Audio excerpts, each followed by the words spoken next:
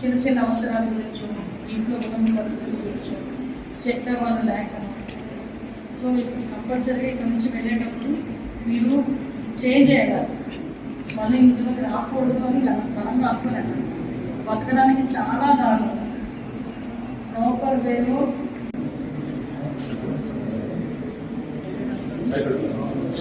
మిమ్మల్ని బాధ పెట్టాల్సిన వచ్చింది కాదు. ప్రస్తుతం మీరందరూ అర్థం చేసుకోవాల్సింది ఏంటంటే